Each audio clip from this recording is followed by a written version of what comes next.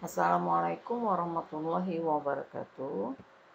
Baik, pada hari ini kita akan membahas tentang eh, contoh-contoh masalah program linier. Jadi pada pertemuan kali ini kita akan melihat sebuah masalah, bagaimana menganalisis sebuah masalah agar diketahui bahwa masalah tersebut dapat diselesaikan dengan program linier. Kemudian bagaimana membuat model matematikanya masalah tersebut dengan membuat fungsi tujuan dan fungsi kendala yang berbentuk linier. Contoh masalah 1. Seorang pengrajin menghasilkan satu tipe meja dan satu tipe kursi. Proses yang dikerjakan hanya merakit meja dan kursi. Dibutuhkan waktu 2 jam untuk merakit satu unit meja dan 30 menit untuk merakit satu unit kursi. Perakitan dilakukan oleh 4 orang karyawan dengan waktu kerja 8 jam per hari. Pelanggan pada umumnya membeli paling banyak 4 kursi untuk satu meja. Oleh karena itu, pengrajin harus memproduksi kursi paling banyak 4 kali jumlah meja. Harga jual per unit meja adalah 1.200.000 dan per unit kursi adalah 500.000. Nah, ini contoh masalah pertama. Kemudian, dari masalah tersebut, yang pertama harus kita lakukan adalah mengidentifikasi tujuan, kemudian alternatif keputusannya, dan sumber daya yang membatasinya. Nah, dari langkah pertama yang harus kita lihat adalah menganalisis karakteristik program linier, yaitu sifat proporsionalitasnya, aditivitasnya, divisibilitasnya, dan kepastian. Jadi kita melihat kembali masalah program linier tersebut. Kita lihat kembali di sini bahwa terlihat berdasarkan soal itu tujuan yang ingin dicapai itu adalah memaksimumkan pendapatan. Nah, alternatif keputusan itu adalah berapa jumlah meja dan kursi yang akan diproduksi. Kemudian, sumber daya membatasi itu adalah waktu kerja karyawan dan perbandingan jumlah kursi dan meja yang harus diproduksi. Nah, jadi untuk melihat tadi sudah kita lihat fungsi tujuannya dan alternatif keputusan, kemudian apa saja yang membatasi. Kalau pembatas itu berarti untuk kendalanya nanti. Kemudian kita lihat sifat proporsionalitas, aditivitas, divisibilitas, dan kepastian. Nah, kita melihat pada masalah ini itu tidak menunjukkan adanya pemberian diskon. Sehingga harga jual per meja maupun kursi akan sama meskipun jumlah yang dibeli semakin banyak. Jadi total pendapatan yang diperoleh pengrajin itu proporsional terhadap jumlah produk yang terjual. Nah, kemudian penggunaan sumber daya yang membatasi dalam hal ini waktu kerja karyawan dan pangsa pasar juga proporsional terhadap jumlah meja dan kursi yang diproduksi sehingga sifat proporsionalitas itu dipenuhi. Kemudian, total pendapatan pengrajin itu merupakan jumlah pendapatan dari keseluruhan meja dan kursi yang terjual. Kemudian, penggunaan sumber daya, yaitu waktu kerja karyawan, itu juga merupakan penjumlahan waktu yang digunakan untuk memproduksi meja dan kursi. Sehingga sifat aditivitas juga dipenuhi. Jadi tadi sifat proporsionalitas itu dipenuhi karena tidak terdapat diskon pada masalah ini. Kemudian aditivitas juga dipenuhi karena tadi total pendapatan pengrajin itu merupakan jumlah pendapatan dari keseluruhan meja dan kursi yang terjual. Jam kerjanya juga merupakan jumlahan dari jam-jam kerja untuk menyelesaikan satu meja dan satu kursi. Sehingga proporsionalitas dan aditivitas dipenuhi. Kemudian divisibilitas dan kepastian itu juga dipenuhi. Mengapa? Karena tidak ada di sini informasi tentang harganya ini peluang, ya, merupakan peluang dan akan menghasilkan kalau ini dihitung akan menghasilkan bilangan yang non integer. Kemudian langkah kedua, informasi pada masalah tadi kita rangkum dalam bentuk tabel. Jadi bagusnya kita mengarahkan dalam bentuk tabel. Kemudian kita memisalkan dulu variabelnya. Kita lihat di situ produk yang akan dibuat adalah meja dan kursi. Sehingga jumlah meja yang akan diproduksi kita bisa misalkan menjadi variabel X1. Jadi terserah mau variabel apa. Di sini akan saya jelaskan bahwa jumlah meja yang akan diproduksi itu saya misalkan sebagai X1 dan jumlah kursi yang akan diproduksi itu dimisalkan sebagai X2. Nah, fungsi tujuannya apa? Memaksimumkan jumlah meja dan jumlah kursi yang akan dibuat sehingga untungnya menjadi maksimum. Nah, keuntungan tadi pada masalah tersebut disebutkan bahwa untung satu unit meja, bukan untung ya, tadi apa harga ya. Nah, harga satu buah meja, jadi harga jual per unit meja itu 1.200.000. Nah, tadi kan meja itu X1, berarti fungsi tujuannya adalah memaksimumkan keuntungan. Berarti harga jual dikali dengan variabel meja ditambah dengan harga jual kursi dikali dengan variabel kursi. Nah, kemudian di dalam tabel kita mendeskripsikan masalahnya, kita buat jenis barang yang mau dibuat itu meja, kursi, tadi mejanya X1, kursinya X2, kemudian tersedia. Ini waktu, tadi pembatasnya kan waktu, ya waktu. Pembatas waktu itu berarti kita lihat meja dibuat, satu meja itu dibuat dalam waktu 2 jam, kemudian satu kursi dibuat dalam waktu setengah jam. Tersedia waktu berapa? Tersedia waktu 32 jam. Kenapa 32 jam? Karena satu hari itu satu orang bekerja 8 jam, sedangkan orang yang tersedia itu 4 orang, sehingga tersedialah waktu ada 32 jam gitu. Kemudian banyak meja itu dibuat satu, maka kursinya dibuat paling banyak 4 gitu ya. Jadi 1:4. Nah, fungsi kendala kita lihat dari sini, itu 2 kali X1 ditambah dengan 0,5 kali X2. Kecil sama dengan 32. Mengapa tandanya itu kecil sama dari 32? Karena waktu yang disediakan hanya 32 jam, tidak bisa lebih dari 32 jam. Jadi maksimal hanya 32 jam. Kalau kurang dari 32 tidak masalah, tapi kalau lebih dari 32 itu tidak bisa karena waktu yang disediakan hanya 32 jam.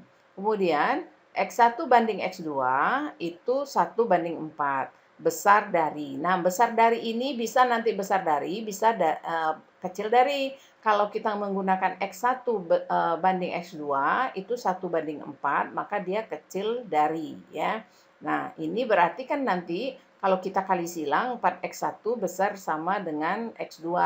Sehingga 4X1 besar sama dengan X2. Jadi 4 buah meja pasti besar dari 1 buah kursi. Nah, ini bisa menjadi kecil dari kalau terbalik ya.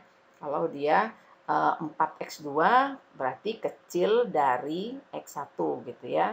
Nah, nah ini kita pindah ruas, berarti 4X1 kurang X2 besar sama dengan 0. Nah, X1-nya pasti bilangan positif dan X2-nya juga pasti bilangan positif. Mengapa? Karena dia sebuah produk ya. Jadi meja itu tidak mungkin negatif, jumlah meja tidak mungkin negatif, jumlah kursi juga tidak mungkin negatif.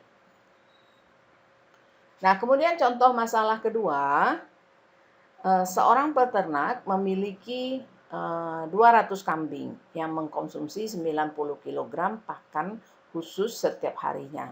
Pakan tersebut disiapkan dengan menggunakan campuran jagung dan kedelai dengan komposisi sebagai berikut.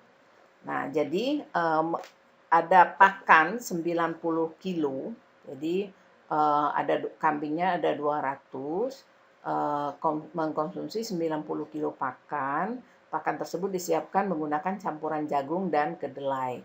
Nah, kita melihat jagung dan kedelai ini dilihat komposisinya. Komposisinya adalah kalsium, protein, dan serat. Nah, jagung itu memiliki kandungan kalsium 0,001 kg. Jadi dia dalam kilogram ya. Proteinnya 0,09 kg dalam 1 kilo begitu, dalam 1 kilo pakan. Serat juga begitu. Nah, biayanya itu 2.000 per kilo. Kemudian di masalah itu juga disebutkan kebutuhan pakan kambing setiap harinya adalah paling banyak 1% kalsium, paling sedikit 30% protein, dan paling banyak 5% serat. Nah, langkah pertama seperti tadi, yang harus kita lakukan adalah mengidentifikasi tujuan, alternatif keputusan, dan sumber daya yang membatasi. Nah, berdasarkan informasi yang diberikan pada masalah tersebut, tujuan yang akan dicapai adalah meminimumkan biaya pembelian bahan pakan. Ya, jadi meminimumkan biaya untuk membeli bahan pakan. Nah, alternatif keputusannya itu adalah jumlah jagung dan kedelai yang akan digunakan. Nah, sehingga biayanya minimum. Kemudian sumber daya yang membatasi adalah kandungan dari kalsium, protein, dan serat pada jagung dan kedelai. Kemudian kebutuhan jumlah pakan per hari itu menjadi sumber daya yang membatasi. Nah, kemudian kita memeriksa sifat proporsionalitas, aditivitas, divisibilitas, dan kepastian. Nah, informasi pada masalah ini kita tidak melihat adanya pemberian diskon sehingga harga pembelian jagung dan kedelai per 1 kilonya itu tidak berbeda meskipun membelinya dalam jumlah besar. Nah, hal ini mengisyaratkan bahwa total biaya yang harus dikeluarkan peternak itu proporsional terhadap jumlah jagung dan kedelai yang dibeli. Kemudian penggunaan sumber daya yang membatasi dalam hal ini komposisi jagung dan kedelai akan serat protein dan kalsium itu juga proporsional terhadap jumlah jagung dan kedelai sehingga sifat proporsionalitas itu dipenuhi. Kemudian total pengeluaran pembelian bahan juga itu sama dengan jumlah masing-masing pembelian bahan pakan. Jadi jumlahannya itu juga jumlah total pengeluaran pembelian bahan pakan itu merupakan penjumlahan pengeluaran untuk jagung dan kedelai. Ya, jadi ini menunjukkan sifat aditivitas juga dipenuhi. Kalau sifat divisibilitas dan kepastian itu dilihat dari masalah juga tidak terlihat adanya peluang dan menggunakan bilangan-bilangan real semua. Nah, kemudian langkah berikutnya kita mau melihat kita harus menetapkan pemisalan untuk variabel ya. Kita memisalkan jumlah jagung yang akan digunakan itu X1, jumlah kedelai yang akan digunakan itu X2. Nah, fungsi tujuannya adalah meminimumkan biaya. Biaya tadi kan untuk jagung 2.000, untuk kedelai 5.500. Jadi per kilonya ya, jadi 2.000 X1 ditambah 5.000 X2 gitu. Ini diminimumkan. Nah, kemudian kita lihat jenis bahan. Bahannya itu kan tadi ada jagung dan kedelai, kemudian tersedia. Jenis kandungan bahan itu kalsium, protein, dan serat. Kalsiumnya 0,001, kemudian untuk jagung 0,01, untuk kedelai 0,002. Itu untuk kalsium, protein, serat. Nah, tersedianya berapa? Tadi kan disebutkan di sini. Kebutuhan pakan kambing setiap harinya adalah paling banyak 1% kalsium. Nah, 1% kalsium, ini 1% kalsium. Tadi berapa pakannya? Pakannya itu 90 kilo. Jadi dari 90 kilo ini mengandung 1% kalsium. Sehingga 1% dikali 90 kilo itu 0,9 kilo. Nah, untuk protein itu paling sedikit 30% protein. Jadi kata paling sedikit, kata paling banyak ini nanti menentukan pertidaksamaannya ya. 30% kita hitung dulu kali 90 kilo itu 27 kilo. Tadi 5% untuk serat itu dikali 90 kilo menjadi 4,5. Nah, banyaknya X1 dan X2 itu banyaknya 90 kilo. Nah, fungsi kendala yang pertama itu adalah jagung ditambah kedelai itu sama dengan 90 ya. Kemudian ini yang kalsium, kalsium pada jagung ditambah dengan kalsium pada kedelai. Itu eh, nilai sebelah kanannya 0,9. Ya, ini ya, jadi 0,001, 0,002, ini pada X1, ini pada X2, ini 0,9. Kenapa kecil dari? Karena tadi kebutuhan untuk kalsium paling banyak 1%, paling banyak itu 1%, jadi kecil dari ya. Kemudian untuk yang protein berarti 0,09 X1 ditambah 0,60 X2. Untuk 27-nya kita lihat paling sedikit 30%. Paling sedikit 30%. Berarti lebih dari 30% boleh, berarti besar dari. Nah, ini ya besar dari. Kalau tadi juga ini yang untuk apa ini? Untuk serat itu paling banyak 5%. Berarti 0,02 X1 ditambah 0,06 X2 kecil dari 4,5. Kemudian X1 bilangan positif dan X2 pasti bilangan positif karena yang mau ditanya jumlahnya ya. Nah, itu fungsi-fungsi yang sudah dibentuk ini bersifat linier. Jadi baik itu fungsi tujuan ini linier ya, tidak ada bentuk kuadrat. Kemudian fungsi kendala ini linier juga. Semuanya linier ya. Nah, maka fungsi-fungsi ini nanti ini yang akan kita proses menggunakan prosedur yang akan kita pelajari pada pertemuan berikutnya. Nah, contoh masalah ketiga. Suatu bank kecil itu mengalokasikan dana maksimum 180 juta untuk pinjaman pribadi dan pembelian mobil 1 bulan ke depan. Bank mengenakan biaya suku bunga per tahun 14% untuk pinjaman pribadi dan 12% untuk pinjaman pembelian mobil. Kedua tipe pinjaman itu dikembalikan bersama dengan bunganya 1 tahun kemudian.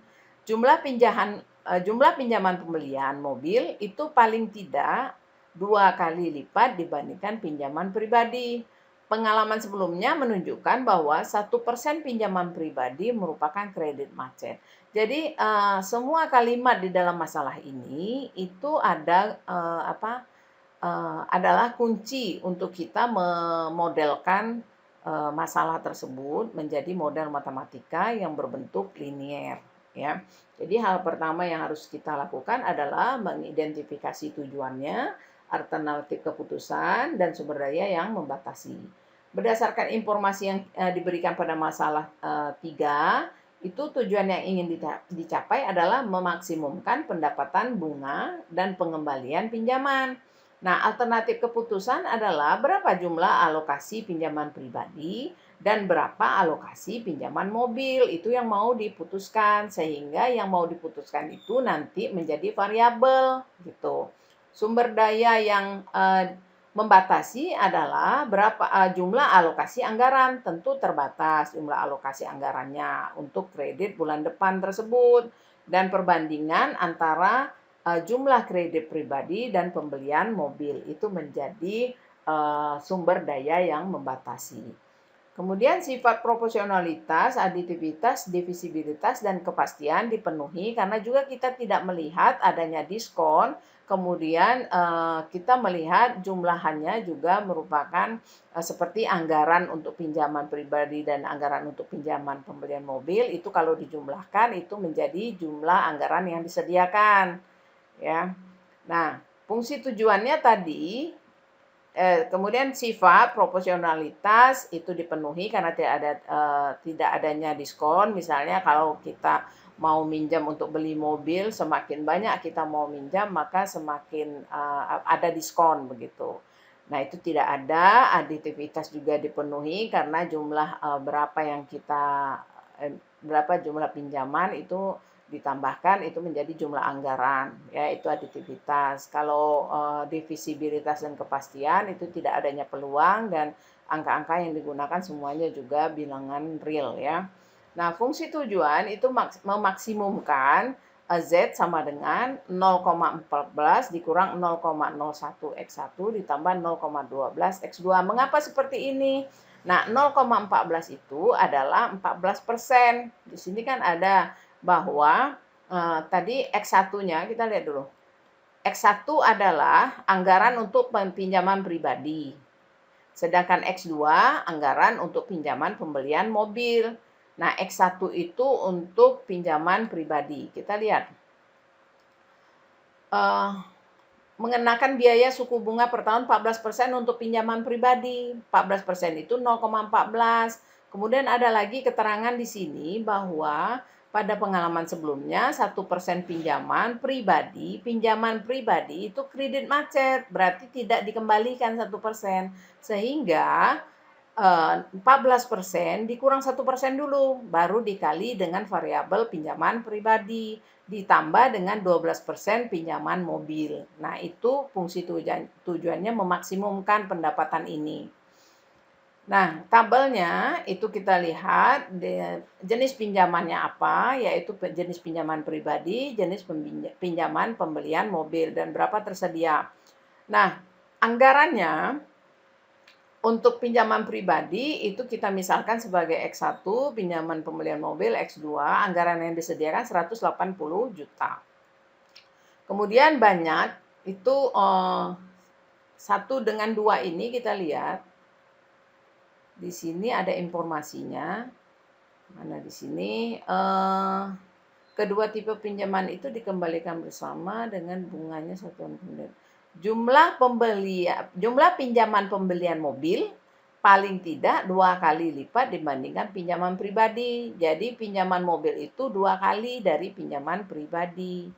Nah, ini ya. Jadi pembelian mobil di sini ada 2, pinjaman pribadi 1. Jadi kalau kita mau bikin X2 banding X1 berarti dia menjadi 2 banding 1 gitu ya. Nah, fungsi kendalanya apa saja? Kita lihat. X1 ditambah X2, jadi pinjaman untuk pribadi ditambah dengan pinjaman untuk pembelian mobil, itu kecil sama dengan 180. Jadi dananya hanya 180, tidak bisa lebih dari 180. Jadi dia maksimalnya 180.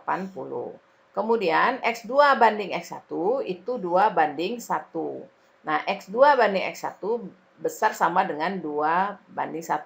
Bisa enggak kecil dari? Ya tergantung dengan yang kita lihat di sini. Kalau kita pakai besar, ini kan berarti X2 besar dari 2X1. Nah, X2-nya pembelian mobil. Pembelian mobil itu besar dari 2 kali pinjaman pribadi. Ya, jadi ini bisa diatur tergantung dengan variabel yang kita gunakan. Nah, ini kita susun. 2X1 pindah ruas menjadi min 2X1 ditambah X2 besar sama dengan 0.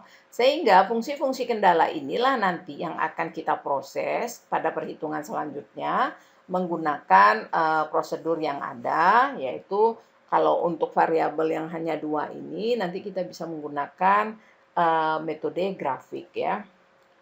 Jadi ini fungsi kendalanya, X1 tambah X2 kecil sama dengan 180. Kemudian fungsi kendala kedua, yang ini saja digunakan yang terakhir ini, min 2X1 tambah X2 besar sama dengan 0. Jadi ada 2 fungsi kendala. Kalau yang ini syarat ya, X1 harus besar sama dengan 0 dan X2 juga harus besar sama dengan 0. Nah, kemudian contoh masalah keempat.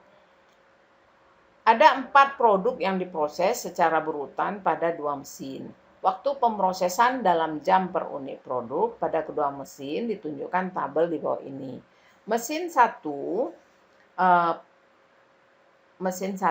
menggunakan mesin 1 ya. Jadi produk 1 menggunakan mesin 1 itu membutuhkan waktu 2 jam. Jadi per unit, produk 1 per unit itu 2 jam.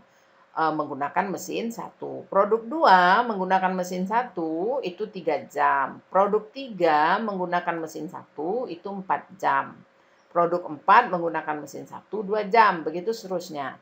Biaya total untuk memproduksi setiap unit produksi didasarkan secara langsung pada jam mesin. Nah, biaya total untuk memproduksi setiap unit produk. Nah, didasarkan secara langsung pada jam mesin. Asumsikan biaya operasional per jam mesin 1 dan 2, jadi ada biaya, ini nanti harus dihitung. Biaya operasional per jamnya mesin 1 itu $10 dan mesin 2 itu $5. Kemudian waktu yang disediakan, nah ini juga nanti menjadi sumber daya yang membatasi. Waktu yang disediakan itu untuk memproduksi keempat produk pada mesin 1 itu 500 jam dan mesin 2 itu 380 jam. Harga jual per unit keempat produk itu $65 untuk produk 1, $70 produk 2, dan $55 produk 3, $45 produk 4. Nah, seperti tadi kita harus mengidentifikasi fungsi tujuan, kemudian mencari alternatif keputusan, dan melihat sumber daya yang membatasi. Nanti sumber daya yang membatasi itu menjadi fungsi kendala, kemudian alternatif tujuan keputusan, itulah yang nanti yang akan kita putuskan menjadi variabelnya. Nah, dalam hal ini yang menjadi variabel itu adalah jumlah produk satu yang dihasilkan. Kita misalkan sebagai X1, ini berarti alternatif keputusan. Keputusan itu apa? Keputusan itu berapa yang mau dihasilkan gitu. Jadi berapa jumlah produk 1 mau dihasilkan, itu X1, produk 2 itu X2, berapa jumlah produk 3 yang mau dihasilkan, itu X3, dan jumlah produk 4 yang mau dihasilkan itu X4. Itu yang namanya alternatif keputusan. Nah, kendalanya fungsi tujuannya adalah memaksimumkan pendapatan ya. Pendapatan itu yaitu keuntungan bersih. Berarti keuntungan bersih harus dikurangi dengan biaya produksinya. Nah, ini nanti yang akan sering ditemui dalam masalah kehidupan sehari-hari ya. Kalau misalnya dalam suatu perdagangan tentu untuk menghasilkan produk itu dibutuhkan biaya-biaya. Nah, biaya-biaya tersebut keuntungan haruslah mengurangi harga jual dikurangi dengan biaya. Nah, itulah nanti keuntungan tersebutlah nanti yang akan dijadikan fungsi tujuan, memaksimumkan keuntungan bersih. Gitu ya. Nah, mengenai sifat itu saya rasa dipenuhi ya, proporsionalitas, aditivitas, divisibilitas, dan kepastian. Sama saja seperti tadi, kita melihat apakah ada diskon, apakah jumlahannya itu merupakan jumlahan dari sumber daya yang dibatasi ya, apakah terdapat peluang, itulah nanti kita lihat apakah dia memenuhi sifat-sifat ini. Nah, kita pertama mendeskripsikan keuntungan dulu untuk membuat fungsi tujuan ya. Untuk mendapatkan fungsi tujuan, kita harus lihat dulu keuntungannya. Pada produk 1, ini tadi dimisalkan X1, produk 2 X2, produk 3 X3, produk 4 X4. Untuk biaya mesin 1 tadi $10 ya. Biaya mesin 1 itu $10. Produk 1 menggunakan mesin 1 itu 2 jam ya. Jadi bisa dilihat tabel sebelumnya. Itu untuk produk 1 menggunakan mesin 1 itu 2 jam, 1 jamnya $10. Jadi di sini $20 ya. Nah, untuk biaya mesin 2, kita lihat produk 1 untuk ke mesin 2-nya itu produk 1 3 jam. Berarti dikali $5 karena untuk mesin 2 1 jamnya $5. Sehingga menghasilkan produk 1 dibutuhkan biaya $35. Begitu ya. Yaitu ini $20, $15, $35. Total biayanya $35 untuk menghasilkan 1 unit produk 1. Sedangkan 1 unit produk 1 dijual $65. Dikurangi biayanya sehingga untungnya hanya $30. Begitu seterusnya sampai produk 4 dihasilkanlah keuntungan bersih $30, $10, $15. Dapat dari mana keuntungan bersih? Yaitu harga jual dikurang biaya total. Sehingga fungsi tujuannya adalah memaksimumkan keuntungan. Jadi 30 X1 ditambah 30x2 ditambah 10x3 ditambah 15x4. Itulah fungsi tujuannya. Ada 4 variabel ya. Nah, ada 4 variabel fungsi tujuannya. Kemudian kita mau lihat kendala. Jadi kendala ini dilihat dari mana? Dari sumber daya yang membatasi. Nah, kita melihat tersedianya waktu yaitu 500 jam dan 380 jam. Mesin 1 itu hanya bisa digunakan selama 500 jam. Itu maksudnya. Mesin 2 hanya bisa digunakan 380 jam. Untuk menghasilkan satu buah produk satu melalui mesin satu itu 2 jam. Ya, nah ini seperti ini. Nah, fungsi kendalanya bagaimana? Nah, kita harus lihatnya per mesin gitu ya. Mesin itu kenapa begitu? Karena yang dibatasi itu mesinnya, jam mesinnya. Jadi mesin satu hanya 500 jam, berarti kita harus jumlahkan semua yang di mesin satu. Begitu. Itu untuk fungsi kendala. Berarti 2x1 ditambah 3x2 tambah 4x3 tambah 2x3 itu kecil sama dengan 500. Jadi maksimum itu 500. Nggak bisa lebih dari 500 karena waktu yang disediakan untuk mesin satu itu hanya 500. Jadi kecil dari. Begitu juga fungsi kendala yang kedua. Ini sama 3x1 tambah 2x1 tambah x3 tambah 2x4 kecil sama dengan 380. Kemudian ini syarat ya, x1, x2, x3, dan x4 haruslah besar sama dengan 0. Karena yang mau dilihat adalah berapa jumlah produk yang akan dibuat gitu ya. Nah, fungsi kendala dan fungsi tujuan inilah nanti yang akan kita proses untuk menentukan alternatif keputusannya. Apa alternatif keputusannya? Ya berapa X1, berapa X2, berapa X3, dan berapa banyak X4. Sehingga keuntungannya menjadi maksimum. Nah itu nanti melalui prosedur yang akan kita pelajari selanjutnya. Karena lebih dari 2 variabel, itu nanti kemungkinan menggunakan metode simplex. Nah begitu ya. Jadi harus bisa dulu memodelkan masalah-masalah sehingga nanti kita bisa meneruskannya ke prosedur selanjutnya. Saya rasa sampai di sini dulu pertemuan ketiga kuliah kita. Semoga dapat dipahami. Lebih dan kurangnya saya mohon maaf. Assalamualaikum warahmatullahi wabarakatuh.